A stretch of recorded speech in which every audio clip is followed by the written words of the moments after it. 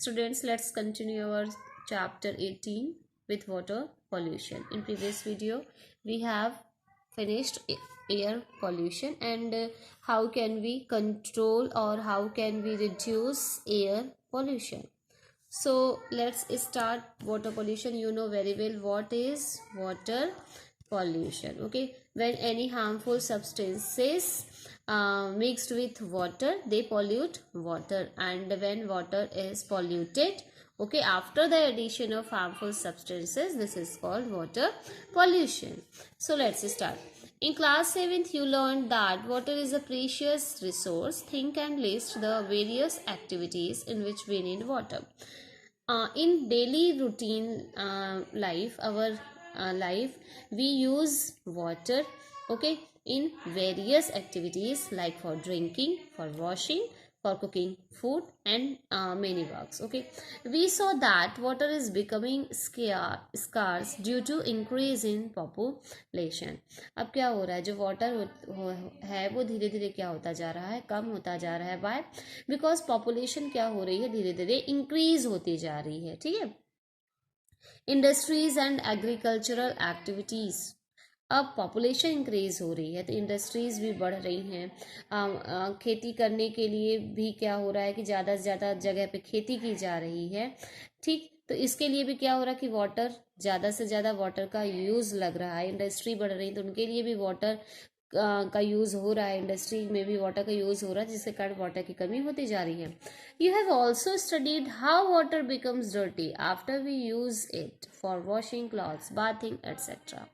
अब आपने बहुत सा ये प्राइमरी क्लासेस से बच्चे आप लोग पढ़ते आते हो कि जो वाटर है वो कैसे डर्टी होता है. यदि उसमें आप जैसे कि पॉन्ड है, रिवर में है, उसमें आप यदि आप क्लॉथ को वॉश करोगे उससे डर्टी होगा. क्यों डर्टी होगा? क्योंकि जो वॉशिंग पाउडर है वो किस में फ्लो होके जाएगा, बह के जाएगा, वो उसी वाटर में. बाथिंग करोगे, यदि हम रिवर में बाथिंग करते हैं, पॉन्ड में बाथिंग करते हैं, तो उसका भी क्या होता है, वाटर pollute होता है. This means that we are adding some materials to the water which spoil its quality and change its smell and color. अब यदि हम वाटर में जो रिवर है, पॉन्ड है, वहाँ पे हम यदि क्लॉथ वॉश करते हैं, बाथिंग करते हैं, तो जो भी मटेरियल का यूज़ कर रहे हैं हम बाथिंग के लिए, जैसे कि सोप का यूज़ कर रहे हैं, वो कपड़े क्लॉथ को वॉश करने के लिए डिटर्जेंट का यूज़ करें, तो ये सब क्या होगा, बह के किस में जाएगा, वाटर में जाएगा, जो कि क्या करेगा कि जो वाटर की क्वालिटी है उसको चेंज कर देगा, उसके कलर को, उसकी स्मेल को चेंज कर देगा. जो प्योर वाटर होता है वो कलरलेस होता है और ऑर्डरलेस होता है, उसमें कोई भी स्मेल नहीं होती है. Okay, whenever harmful substances such as sewage, toxic chemicals, silt etc. get mixed with water, the water becomes polluted. The substances that pollute water are called water pollutants. Okay, जब कोई harmful substance, जब कोई harmful substance water में mix हो जाता है तो water क्या हो जाता है, पॉल्यूट हो जाता है, मीन्स पानी गंदा हो जाता है. अब ये हार्मफुल सब्सटेंसेस क्या, जैसे कि सीवेज, टॉक्सिक केमिकल्स जैसे कि यूरिया वगैरह यूज होते हैं, जो केमिकल फर्टिलाइजर आते हैं वो भी टॉक्सिक केमिकल्स में ही आएंगे, तो ये वाटर के साथ फ्लो होके रिवर वगैरह में चले जाते हैं. ठीक है. अब ये टॉक्सिक केमिकल्स जब वाटर के कांटेक्ट में आएंगे, जो वाटर के रिसोर्स हैं उसमें कांटेक्ट में आएंगे तो उसको भी पॉल्यूट करेंगे. ठीक, ऐसे सब्सटेंस जो वाटर को पॉल्यूट करते हैं हम उन्हें क्या बोलेंगे, water pollutants. Water pollutants. Now activity 18.5. What will you do in this activity?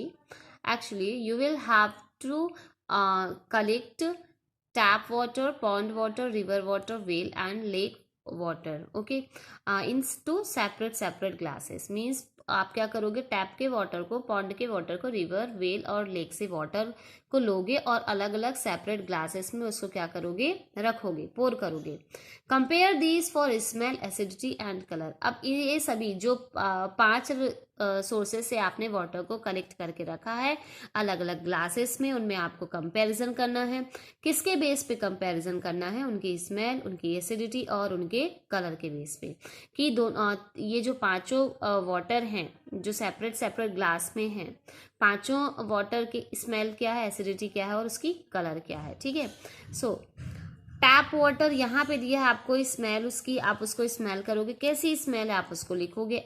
उसकी एसिडिटी क्या है, तो एसिडिटी जो होती है वो एक पीएच स्ट्रिप आती है, उस पीएच स्ट्रिप को आप वाटर में जैसे ही डिप करोगे तो कलर, पीएच स्ट्रिप के सामने कलर्स रहते हैं, उस कलर के सामने उसकी एसिडिटी लिखी रहती है, तो उससे हमें पता चल जाता है और कलर आपको देख के पता चल जाएगा। तो ऐसे ही पांचों रिसोर्सेज जो वाटर आपने कलेक्ट किए हैं तो उनकी स्मेल, एसिडिटी और कलर आपको फाइंड आउट करना है।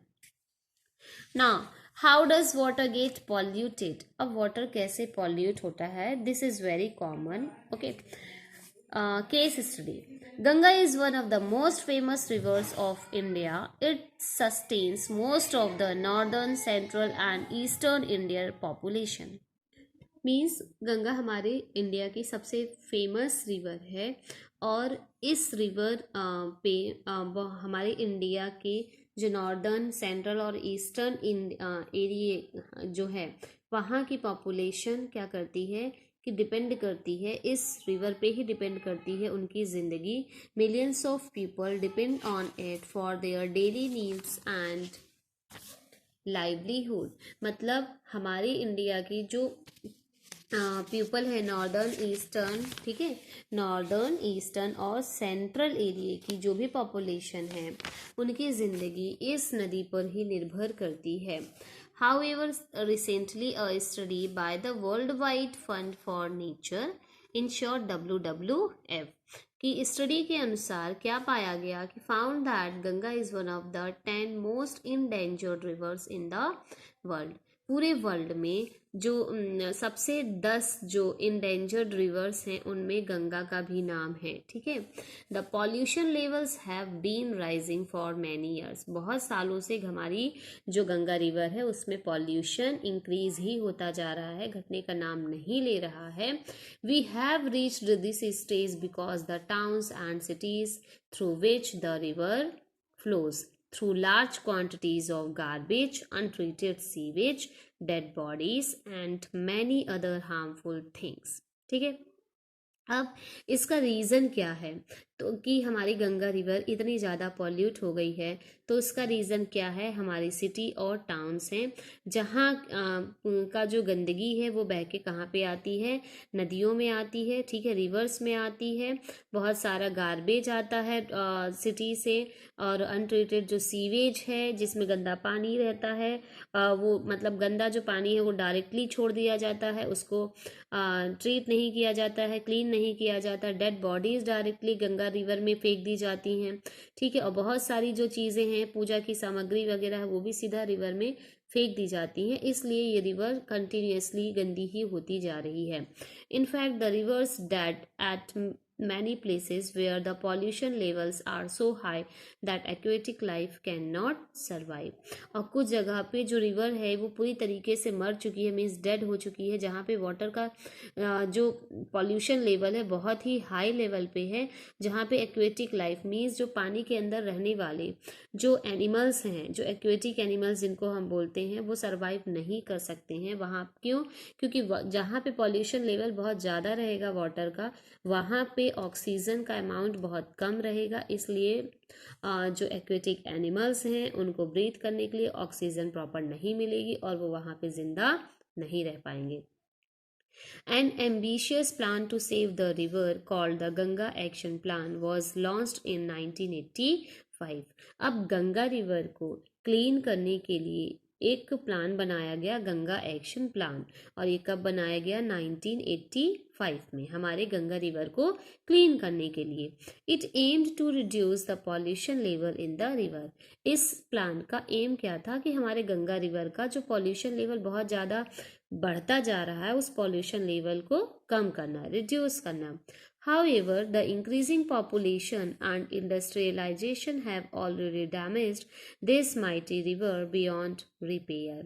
लेकिन क्या हो रहा है कि जैसे हमारी पॉपुलेशन कंटिन्यू इंक्रीज ही होती जा रही है, इंडस्ट्रियों का नंबर भी बढ़ रहा है, ठीक है, और हम इसके कारण क्या होता है, हमारी जो गंगा नदी है वो टोटली क्या हो चुकी है, डैमेज ही हो चुकी है। ठीक है। Now the government of India has launched a new initiative known as national mission for clean Ganga in 2016।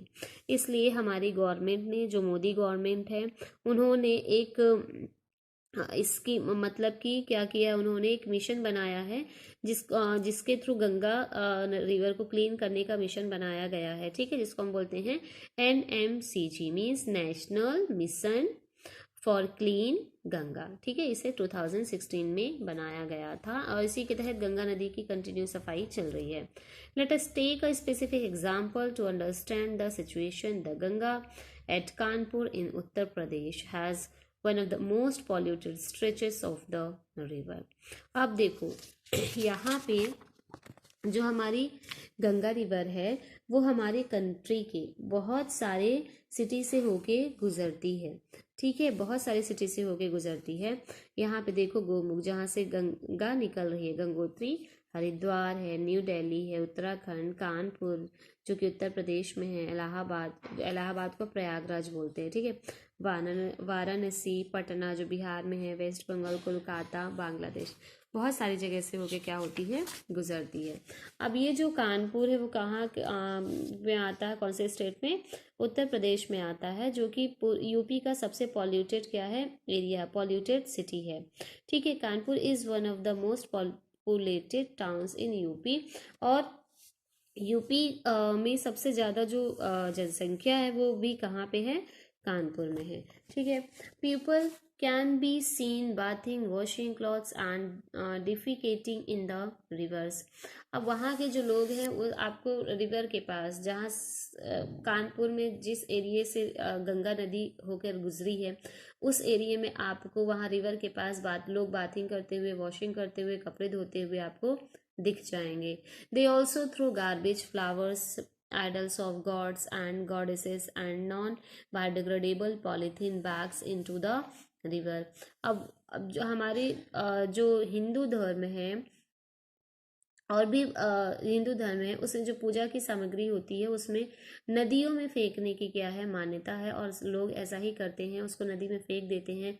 जो गार्बेज निकलता है, जो फ्लावर्स हैं और जो भी भगवान वगैरह की जो मूर्ति होती हैं खंडित हो जाती हैं, उनको भी उसी में फेंक दिया जाता है, रिवर में फेंक दिया जाता है। नॉन बायोडिग्रेडेबल जो पॉलीथीन वगैरह है उसको भी फेंक दिया जाता है।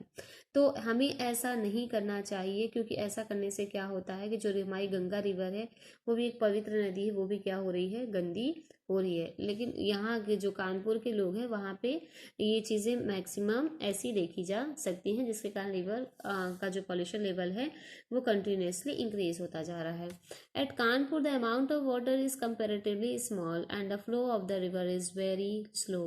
अब कानपुर में क्या होता है कि इसके कारण क्या होता जा रहा है कि वाटर का जो लेवल है बहुत ही कम होता जा रहा है, और जो रिवर है वो धीरे धीरे स्लो बह रही है, उसका फ्लो भी कम हो गया है।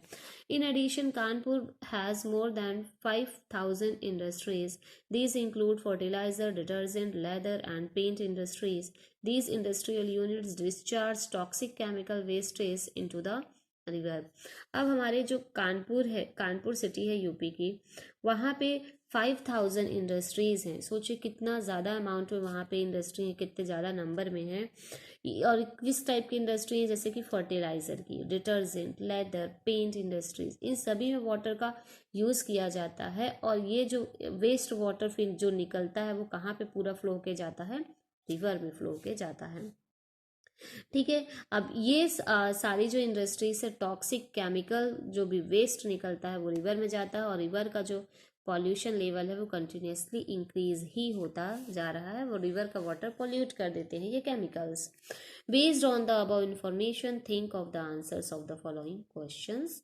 अब हमने अभी ये इन्फॉर्मेशन मिली हमें कि ये कानपुर में ऐसी है, ऐसी सी चीज़ें हैं। ठीक है, और गंगा रिवर क्यों क्या हो रही है, डैमेज हो रही है, और उसको बचाने के लिए क्या क्या प्लान किए गए हैं।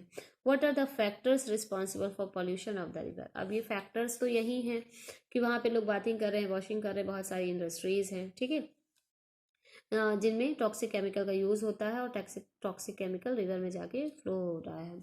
What steps can be taken to restore the river Ganga to its past glory.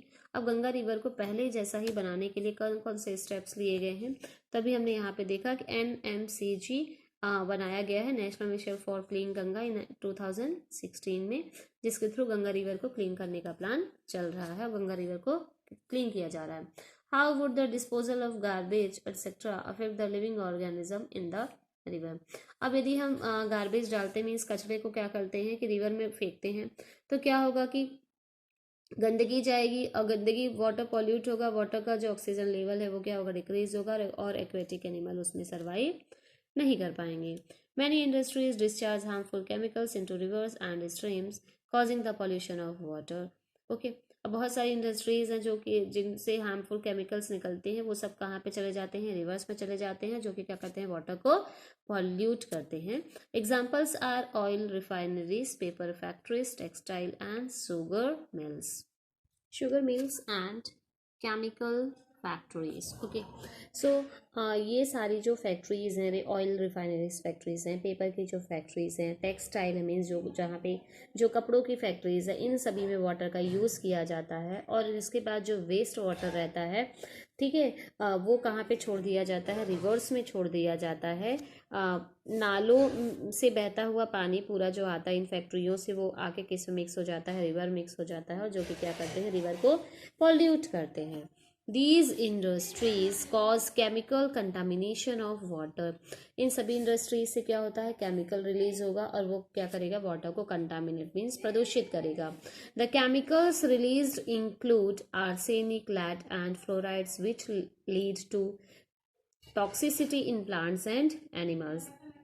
अब ये जो केमिकल्स हैं, कौन कौन से केमिकल्स हैं, इनमें आर्सेनिक भी होता है, लेड भी होता है, और फ्लोराइड भी होता है, जो क्या क्या करता है कि जो एक्वेटिक प्लांट्स हैं, ठीक, क्या है, जो एक्वेटिक प्लांट्स हैं, जो वाटर वाले प्लांट्स हैं, और जो वाटर के अंदर जो एनिमल्स रहते हैं रिवर के अंदर, उनको भी क्या करते हैं, ये टॉक्सिक केमिकल्स उनकी बॉडी, एनिमल्स की बॉडी में जाते हैं, और प्लांट्स की जो रूट होती है इन टॉक्सिक केमिकल्स को एब्जॉर्ब करती है, तो प्लांट्स भी खराब होते हैं, और एनिमल्स को भी क्या पड़ता है, हार्मफुल इफेक्ट पड़ता है, जिसके कारण एनिमल्स भी ज़्यादा टाइम तक सर्वाइव नहीं कर पाते हैं। There are regulations to prevent this. Industries are supposed to treat the waste produced before discharging it into waters, but quite often the rules are not followed. Rules बनाए गए हैं, हमारे गवर्नमेंट ने इसके लिए रूल्स बनाए हैं कि जो इंडस्ट्रीज होती हैं, वाटर जो वेस्ट रहता है उसको डिस्चार्ज करने के पहले, वाटर बॉडी में डिस्चार्ज करने के पहले उनको क्या करना चाहिए, उस वाटर को ट्रीट करना चाहिए, मीन्स केमिकल को रिमूव कर देना चाहिए। बट क्या ये जो रूल्स और रेगुलेशंस बने हुए हैं, सारी फैक्ट्रीज फॉलो नहीं करती हैं, कुछ ही फैक्ट्रीज फॉलो करती हैं। The soil is also affected by impure water causing changes in acidity, growth of worms और एक्सेट्रा। अब इसके कारण ये जो वाटर होता है, रिवर का वाटर, वो क्या होता है कि मीन्स कि फ्लड वगैरह जब आता है रेनी सीजन में, उसमें सॉइल वगैरह में भी जाके मिक्स होता है, तो जो आसपास की सॉइल होती है उसकी जो क्वालिटी है वो भी चेंज होती है, ठीक है, क्योंकि ये इम्प्योर जो वाटर है वो सॉइल में जाता है, और सॉइल की एसिडिटी को क्या करता है, चेंज करता है, ठीक है, एसिडिटी और बेसिसिटी, ये भी सॉइल भी जो होती है एसिडिक और बेसिक होती है, ठीक है, और जिस पर डिपेंड करता है, प्लांट की ग्रोथ डिपेंड करती है, तो सॉइल की एसिडिटी चेंज होती है, और बहुत सारे जो अनवांटेड वर्म्स हैं वो उनकी भी ग्रोथ होती है इन केमिकल के कारण, ठीक है। We have learnt in chapter 1 the importance of pesticides and weedicides for the protection of crops।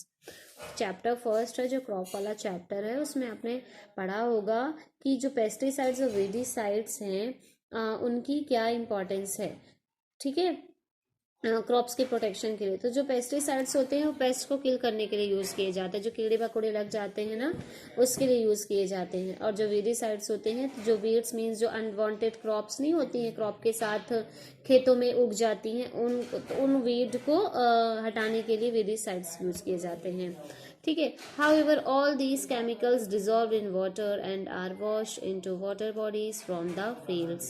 They also seep into the ground to pollute ground water. अब ये जो पेस्टिसाइड्स और वीडीसाइड्स हम यूज़ करते हैं अपने क्रॉप फील्ड में, तो ये क्या होते हैं, ये भी वाटर के साथ मिक्स होते हैं, और वाटर के साथ मिक्स होने के बाद ये वाटर के साथ फ्लो होके जब हम खेतों में पानी डालते हैं, पानी भरा रहता है खेतों में, ठीक। अब वहाँ पे आपने क्या किया, पेस्टिसाइड और वीडीसाइड का छिड़काव किया। अब ये वाटर के साथ मिक्स होंगे और वाटर के साथ फ्लो होके फिर water bodies means ponds, river में ये क्या होंगे, जाएंगे और क्या करेंगे, ग्राउंड वाटर को भी पॉल्यूट करेंगे, ठीक है। मतलब अंदर जब सोख होंगे ये केमिकल, पानी अंदर सोखे, मतलब क्या होगा, जमीन जब सोखेगी तो इसके साथ ये केमिकल भी अंदर जाएंगे और ग्राउंड वाटर को भी पॉल्यूट करेंगे, okay. Have you seen ponds which look green from a distance because they have a lot of algae growing in them? आपने कुछ ऐसे तालाब देखे होंगे, पॉन्ड्स देखे होंगे जिनमें क्या होता है कि ग्रीन कलर की एल्गी दिखती हैं, ठीक है। क्या दिखती हैं, ग्रीन कलर की एल्गी, पूरा आपको ग्रीन ग्रीन वो वाटर ही दिखता है। This is caused by excessive quantities of chemicals which get washed from the field. अब ये एल्गी इतनी ज़्यादा डेवलप क्यों हो जाती हैं, तो इसका रीज़न क्या होता है कि जो फैक्ट्री से बहुत ज़्यादा केमिकल्स निकलता है, ठीक है, केमिकल निकलता है, वो पॉन्ड वगैरह में आके क्या हो जाता है कि स्टोर हो जाता है, ठीक है। These act as nutrients for algae to flourish. Once these algae die, they serve as food for decomposers like bacteria, ठीक है। अब ये जो केमिकल आता है, जैसे फील्ड में भी आप पेस्टिसाइड्स वगैरह हम यूज़ कर रहे हैं, केमिकल फर्टिलाइज़र यूज़ कर रहे हैं, तो वो सारा केमिकल फील्ड्स के थ्रू किस में आ जाएगा, वाटर में आ जाता है, ठीक है। अब ये क्या होगा, इसलिए वाटर में ये एल्गी की ग्रोथ बहुत ज़्यादा हो जाती है क्योंकि एल्गी को न्यूट्रिएंट्स मिलते हैं। अब जब ये एल्गी की क्या होगी, डेथ होगी, एल्गी जो जिसको हम आप बोलते हैं नॉर्मल लैंग्वेज में काई, ठीक है। अब जब ये एल्गी की क्या होगी, डेथ होगी, तो क्या होगा, इनको डिकम्पोज करने के लिए क्या होंगे कि बैक्टीरिया, ठीक है, बैक्टीरिया प्रोड्यूस होंगे। अब ये बैक्टीरिया को क्या मिलेगा, एल्गी की जब डेथ होगी तो बैक्टीरिया को फूड मिलता है, ठीक है। एल्गी जो डेड एल्गी रहती है बैक्टीरिया को फूड प्रोवाइड करती है। अब a lot of oxygen in the water body gets used up. This results in a decrease in the oxygen level which may kill aquatic organisms. अब जब algae को food मिलेगा, एल्गी से food मिलेगा bacteria को, तो बैक्टीरिया की growth होगी और बैक्टीरिया की ग्रोथ के लिए भी उनको ऑक्सीजन चाहिए, ठीक है। क्या चाहिए, ऑक्सीजन चाहिए, जिसके कारण वाटर में ज़्यादा से ज़्यादा जब बैक्टीरिया ग्रो होंगे तो वाटर में ऑक्सीजन की कमी हो जाएगी, जिसके कारण जो वाटर के अंदर एक्वेटिक ऑर्गेनिजम्स रहते हैं उनकी डेथ हो जाएगी, ठीक है। Sometimes untreated sewage is thrown directly into rivers. It contains food wastage, detergent, micro organism, etcetera. Means कभी कभी हमारे किचन से जो वेस्ट निकलता है उसको बिना ट्रीट किए हुए उसको रिवर में फेंक दिया जाता है डायरेक्टली, और उसमें बहुत सारे फूड वेस्ट रहते हैं। डिटर्जेंट जो हम घरों में यूज़ करते हैं बहुत सारे उसमें माइक्रो ऑर्गेनिजम्स रहते हैं, फूड के वेस्ट रहते हैं, वेजिटेबल्स वेस्ट रहते हैं, ठीक है। तो ये सभी क्या होते हैं, डायरेक्ट रिवर में फेंक दिए जाते हैं, ठीक। अब इससे क्या ग्राउंड वाटर पॉल्यूट नहीं होगा ग्राउंड वाटर पॉल्यूट होगा, क्योंकि ये जो भी केमिकल वगैरह रिलीज हो रहे हैं सीवेज में जो प्रेजेंट हैं वो सोख होके कहाँ जाएंगे, सॉइल उसको क्या करेगी, एब्जॉर्ब करेगी, और सॉइल के अंदर भी एब्जॉर्ब होंगे और ग्राउंड वाटर को भी पॉल्यूट करेंगे, okay. Water contaminated with sewage may contain bacteria, viruses, fungi and parasites which cause diseases like cholera, typhoid and jaundice, ठीक है। अब जो वाटर सीवेज के थ्रू जो कंटामिनेट होगा उसमें बैक्टीरिया प्रेजेंट होंगे, ठीक है, वायरस भी प्रेजेंट होंगे, फंगी होंगे, पैरासाइट्स प्रेजेंट होंगे, जिनके कारण बहुत सारे डिसीजेस होती हैं, जैसे कि इसमें दिया है आपको एग्जाम्पल दिया है, कॉलेरा दिया है, टाइफॉइड दिया है और जॉइंडिस दिया है, ठीक है। तो बहुत सारे डिसीजेस भी सीवेज के थ्रू जो केमिकल्स रिलीज हो रहे हैं, माइक्रो ऑर्गेनिज्म रिलीज हो रहे हैं, वाटर में मिक्स हो रहे हैं, उनके कारण ये सारे डिसीजेस भी वायरस बैक्टीरिया के थ्रू होने वाले डिसीजेस भी होंगे। The bacteria present in the faces of mammals are indicators of the quality of water. अब जो एनिमल्स रहते हैं वो क्या करते हैं कि वाटर को ड्रिंक करते हैं, ठीक। अब उसके बाद जो उनके फेसेस मीन्स जो उनका मल मूत्र रहता है, जो मल रहता है मीन्स जो उनकी बॉडी का जो वेस्ट निकलता है एनएस के थ्रू, उसको बोला जाता है फेसेस, ठीक है। उसमें जो बैक्टीरिया आप देखेंगे कि जो गोबर वगैरह रहता है एनिमल्स का, किसी भी गाय और भैंस का, बफेलो का आप गोबर देखेंगे, काऊ डंग, ठीक है, तो उसको देखेंगे आप तो क्या होगा, उसमें बहुत सारे आपको इंसेक्ट्स का कीड़े मिलते हैं आपको। तो उन काऊ के डंग में यदि आप नॉर्मली एग्जांपल के तौर पे बता रही हूँ, यदि काऊ के डंग में आपको ज़्यादा से ज़्यादा बैक्टीरिया या कीड़े मिल रहे हैं मीन्स उस काऊ ने गंदा पानी पिया हुआ है। ये इससे हम आइडेंटिफाई कर सकते हैं कि वाटर की क्वालिटी क्या है। If water has these bacteria, it means that it has been contaminated by fecal matter. If such water is used by us, it can cause various infections. तो इससे हम पता कर सकते हैं कि जो वाटर है कितना पॉल्यूट है, ठीक है, और जो वाटर पॉल्यूट हुआ है उसमें कौन कौन से मीन्स क्या है कि मैटर प्रेजेंट है उसमें, ठीक। और यदि इस वाटर का हम यूज़ करते हैं तो वो हमारे लिए भी बहुत ही हार्मफुल होगा और हमें भी इन्फेक्शंस हो सकते हैं ऐसा वाटर पीने से, कंटामिनेटेड वाटर पीने से। ओके।